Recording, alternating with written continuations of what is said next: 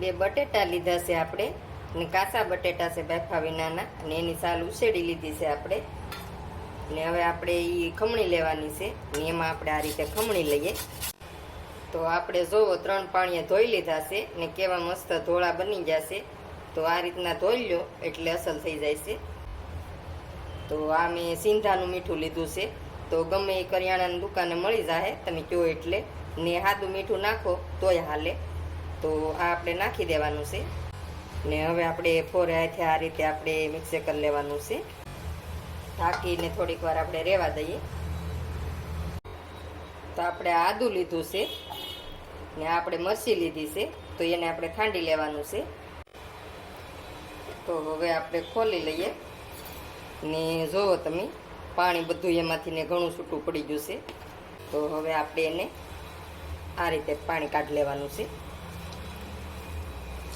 એટલે આ રીતે થોડીક વાર મીઠું નાખીને તમે રહેવા દો એટલે જે બટેટાની અંદર પાણી હોય એ બધું નીકળી જાય છે.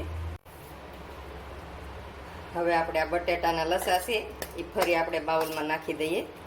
તો આ રીતે હવે આપણે આ આદુ ને મરચાંની પેસ્ટ બનાવી છે તો એ નાખી દઈએ. ને આદુ ન ખાતા હોય તો કાઢી નાખો તો હાલે, એટલી મરચી નાખવાની. તો આ મરીનો ભૂકો લીધો છે આપણે, આખા મરી હોય એને ખાંડી લેવાના.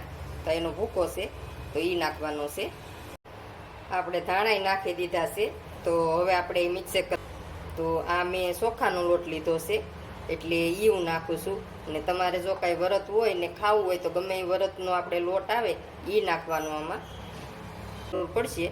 તો પાછો આપણે લેવું ને બહુ વજન નથી દેવાનું. ફોરે ફોરે હાથે આપણે આ રીતે મિક્સ કરવાનું છે બધું. તો આપણે સારી રીતે પહેલાં મિક્સ કરી લઈએ. તો આ રીતે આપણે મિક્સ કરી લીધું છે. તો આપણે આ રીતે મીડિયમ બોલ વાળવાના છે. આ મેં ગોળ બનાવ્યા છે તો આપણે હાલો ગોળ બનાવી લઈએ. તેલ આપણે આવી ગયું છે ને તો થોડીક વાર થઈ ગઈ છે. તો હવે આપણે પલટાવી લઈએ. તમે ગમે એનો લોટનો ઉપયોગ કરી શકો, ચણાના લોટનો છે, ઘઉંના લોટનો છે, ગમે એનો લોટ ઉપયોગ કરો. અને ફરાળમાં ખાવા હોય તો ફરાળી લોટનો ઉપયોગ કરવાનો. તો આ રીતે આપણે શેડવી લઈએ. હવે આપણે સળી જશે તો ધીમા તાપે શેડવાના છે એટલે અંદર સુધી સળી જાય. ને ફૂલ ગેસ રાખો તમે તો ઉપર બળી જાય ને અંદર કાચા રહે, એટલે ધીમા તાપે શેડવાના. તો આપણે જોવો સળી જશે મસ્ત. તો આ રીતના થઈ જાય એટલે આપણે કાઢી લેવાના છે. તો હાલો હવે આપણે પીરસી લઈએ.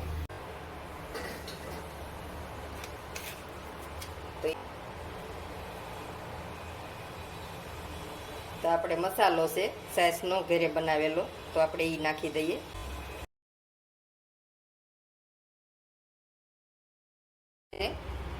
તો આપણે બની જશે નવીન નાસ્તો.